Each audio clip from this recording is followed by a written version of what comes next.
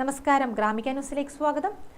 മാധ്യമപ്രവർത്തനം അവസാനിപ്പിച്ച MV. Nikesh Kumar CPM Kannur ജില്ലാ കമ്മിറ്റിയിലേക്ക് പ്രത്യേക ക്ഷണിതാവായാണ് നികേഷിനെ ഉൾപ്പെടുത്തുക. അടുത്ത സംസ്ഥാന സമിതി യോഗത്തിൽ ഇതു സംബന്ധിച്ച് തീരുമാനമുണ്ടാകും.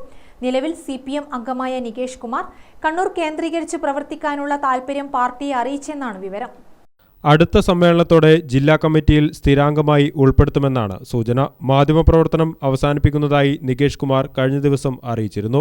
CPM അംഗമായി പൊതുരംഗത്ത് സജീവമാകുമെന്നാണ് നികേഷ് കുമാർ അറിയിച്ചത്. 2016 കണ്ണൂരിലെ അഴീക്കോട് നിന്ന് LDF സ്ഥാനാർത്ഥിയായി നികേഷ് കുമാർ നിയമസഭയിലേക്ക് മത്സരിച്ചിരുന്നെങ്കിലും മുസ്ലിം ലീഗ് സ്ഥാനാർത്ഥി KM ഷാജിയോട് നികേഷ് കുമാർ പരാജയപ്പെട്ടു. നികേഷ് കുമാർ ഏഷ്യാനെറ്റ് ന്യൂസിലാണ് മാധ്യമപ്രവർത്തനം ആരംഭിച്ചത്. 2003 ഇന്ത്യ വിഷൻ ആരംഭിച്ചപ്പോൾ എക്സിക്യൂട്ടീവ് എഡിറ്ററായി ചുമതലയേറ്റു. 2011 റിപ്പോർട്ടർ TVക്ക് തുടക്കം കുറിച്ചു. രാംനാഥ് ഗോയങ്ക അവാർഡ് ഉൾപ്പെടെ നിരവധി പുരസ്കാരങ്ങൾ അദ്ദേഹത്തിന് ലഭിച്ചിട്ടുണ്ട്. കമ്മ്യൂണിസ്റ്റ് നേതാവും മുൻ മന്ത്രിയുമായിരുന്ന MV രാഘവന്റെയും CV ജാനകിയുടെയും മകനായി 1973 മെയ് 28-നാണ് MV നികേഷ് കുമാറിന്റെ ജനനം.